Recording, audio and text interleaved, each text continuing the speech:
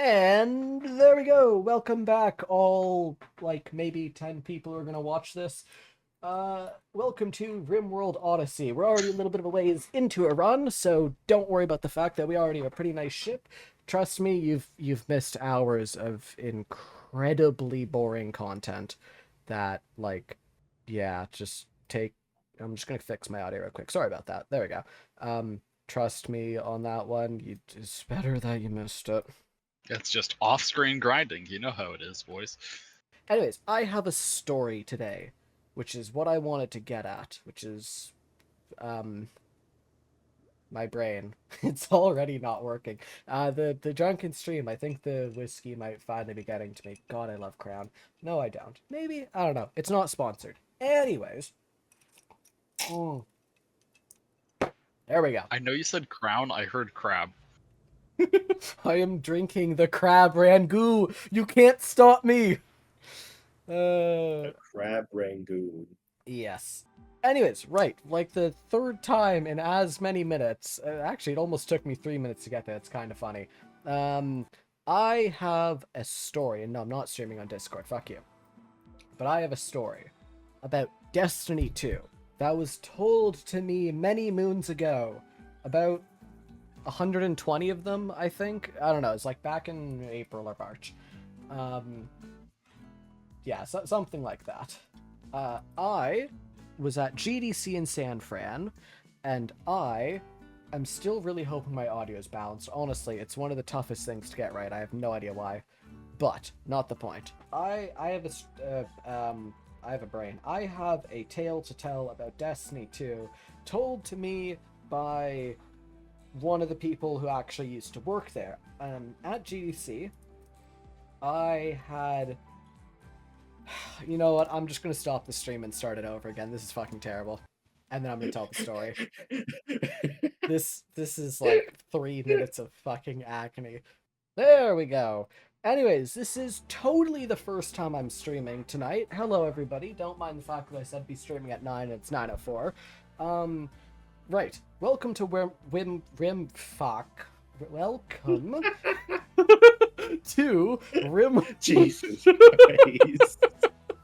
Welcome to Rimworld Odyssey, a playthrough. I'm obviously already partly through a playthrough in this run.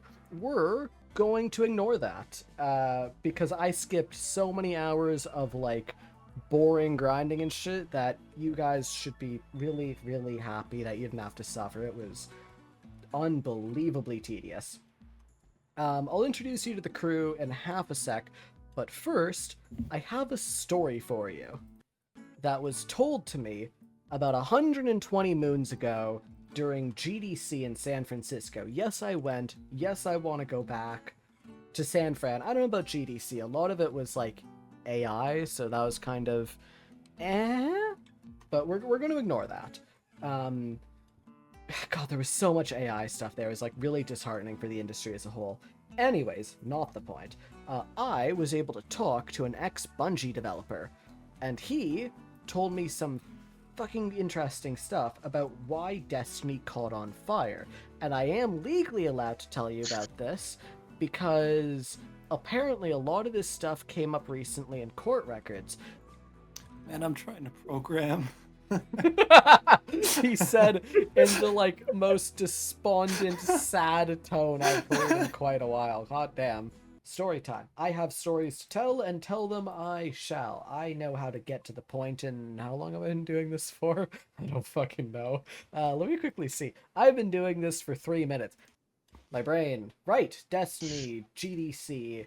I was able to talk to one of the developers, and he gave me his insight as to why Destiny caught on fire, and basically why it failed.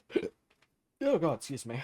Also, yes, I have been drinking, and I will continue to do so. Anyways. So, back before the Great Vaulting happened, Destiny developers found out that they were running into a problem. And I am just kind of going to keep the camera like this because there's not really much else to do. Okay, before I get to the story for like the fourth time, we are currently at like a massive terraforming device that's frozen somewhere in the ice, and we're trying to get it out, so that we can get like the grav cores and gravlite plates associated with it. But it's taking forever to mine it, so we're gonna ignore that. We're just gonna zoom out and we're gonna stare at this. Okay, so developer. I was able to talk to a senior ex-developer of Bungie. He had not been there for a couple of months. I think it was months when I talked to him. Or like 6. No, he'd been out for even longer. Maybe about a year, something like that. But he still knew the inside scoop. So way before the Great Vaulting took place,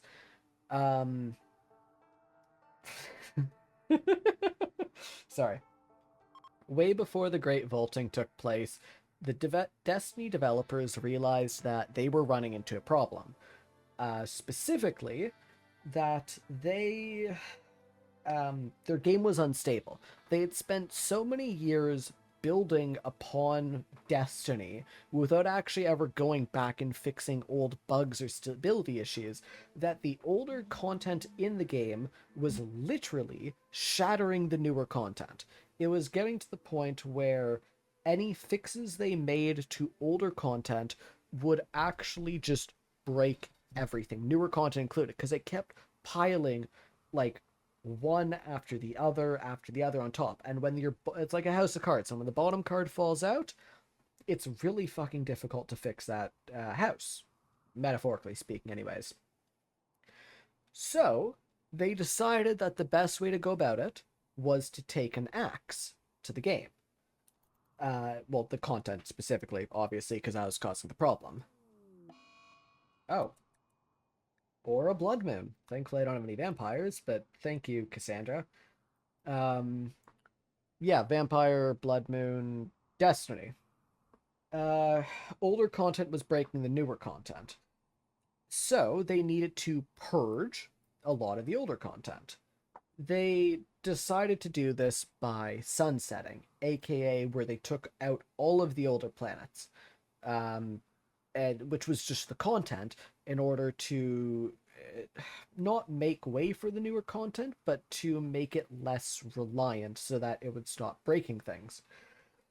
That, what they should have done, what the developers even said they should have done, well, I mean, I'm still iffy on whether or not they should have done it, because it was content you paid for, and they never gave us anything back for it, even like Eververse stuff, which was still kind of shitty, but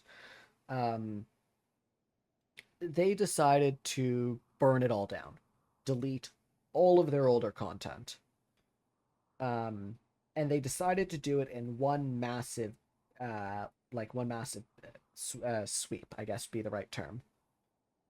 In hindsight, they realized that it probably would have been better if they did it like a planet at a time.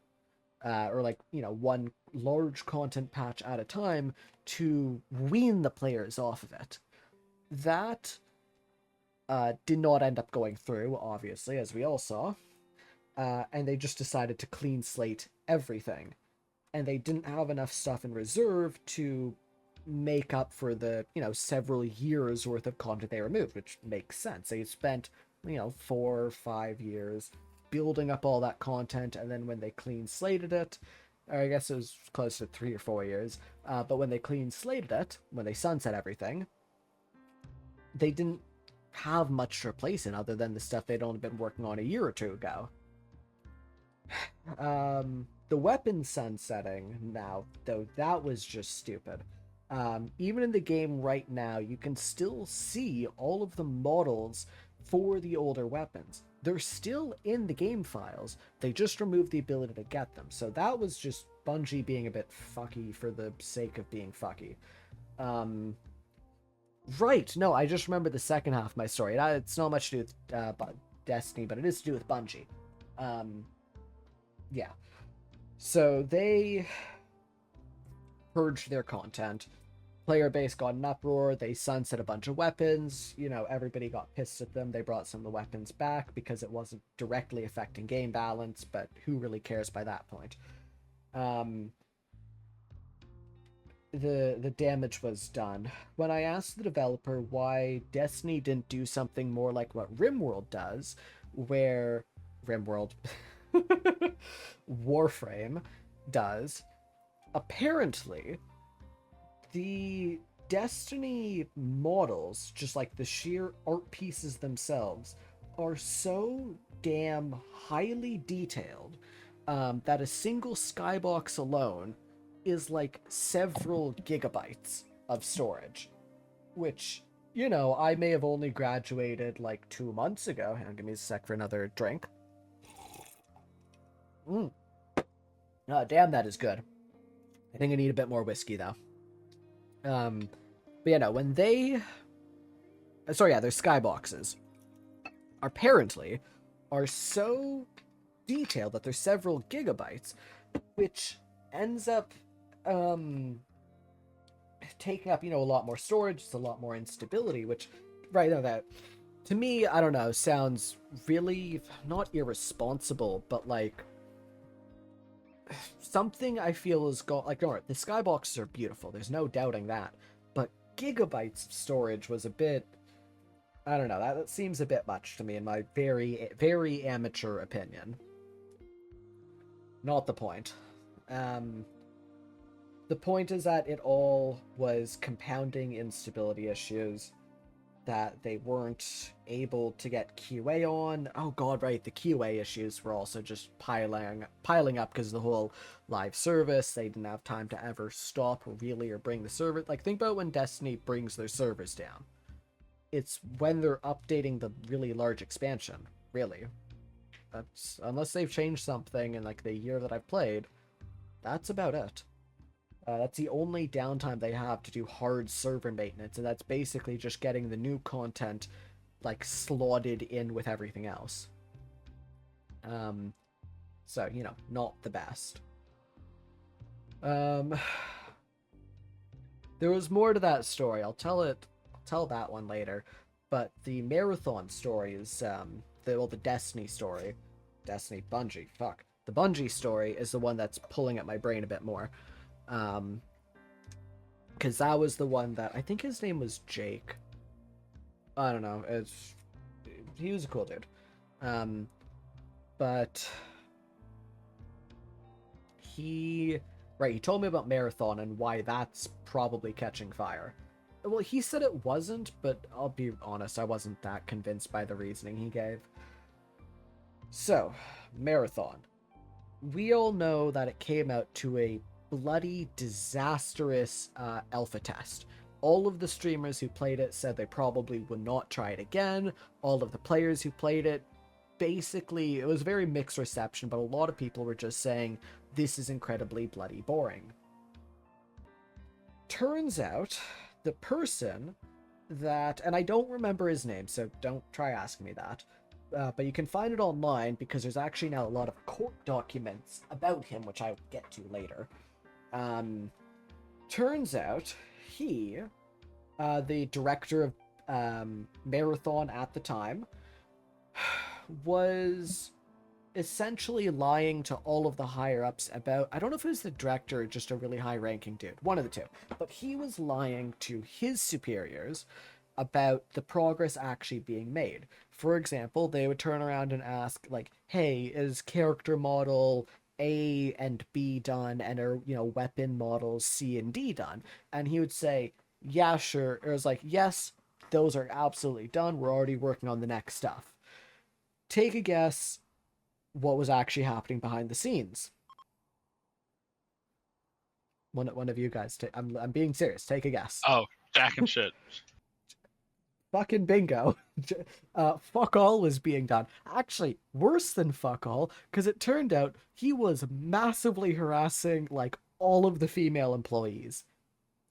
To like a properly criminal extent, hence the whole lawsuit stuff later. But, you know, he's just a terrible person. You know, lying to his superiors about all the work being done, not communicating with his team, harassing the female employees in his team, all of that stuff. That continued some fucking how for like months, if not years, of the game developing. when it finally got out what happened, he was fired, he was let go, lawsuits were fired against him, all of the normal stuff. Oh, new recruit. Hello, Gordon. Gordon the woman. I'm gonna... Yoshiko Gordon. Yoshikage. No! How about we call... Oh my god. Jarvis... How about we call you Speen? No, Madeline wouldn't be that bad. Cookie, Carcio, Slate, Eva. Sirik, Ari, now let's give her a bitter, let's give her a stroke, because my brain isn't working. Wait, Yoshiko Kira. Yes! Yes! She's gonna be called Yoshiko Kira. That's perfect. Okay. Yes, anyways, sorry. Story time. Back to the story time. Where did I leave it off? I'm so sorry. My brain is not working. It works? Touche. Sometimes, allegedly. Anyways, yeah, turns out that he was lying about a bunch of... Bless you. Turns out he was lying about a bunch of the progress he made, like the progress his team was making, harassing all the female employees, yeah, all of that stuff. When it did come to light, he was fired, lawsuits were handled against him, yes. When management basically had to do a look and see what was actually done in the game and what wasn't, they basically had a heart attack because fuck all had been done. So they brought in, according to the guy I talked to, some apparently very competent people to fix the fuck up that happened. But because, this was basically... Oh, right, no, that's what he had said. The guy who fucked everything up was in a position to... No, it wasn't just, like, a couple bits of modeling. It was a massive chunk of the game. When they figured out what had happened, I believe... Let's just call him Jake. I don't remember if that's his actual name. Jake said that they had to replace about 80 or 90% of the game's content. Or at least it just, like, wasn't there. Somewhere in between that. Which is, like, that's how fucked everything was. So that... Yeah, they had to bring in new people to try fixing everything as quickly as possible and salvaging, which, in my humble opinion, is how a lot of that AI stuff got in. It was either through... AI? Oh, you didn't hear about that into Marathon? I thought the biggest problem with it was the fact not that they're using AI, but the fact that they were stealing artwork from someone. From a lot of someone. I thought that was the bad thing. I'm pretty sure they did. I didn't know they were using AI as well.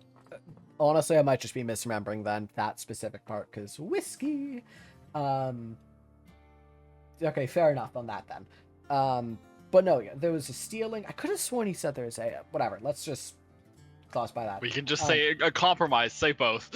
Sure. I mean, honestly, considering how fucked that beta was, it probably was. A bit of both. Well, unfortunately, Tipsy Me started to ramble off about some other stuff, so I'm going to cut this part of the VOD off here. Of course, thank you so much for watching, and it's been amazing watching the channel take off over the last month. You guys are all watching, liking, subscribing. It's giving me the hope that I could eventually turn this channel into something more than a hobby, long-term wise. Anyways, for now, hope y'all are doing well. Peace.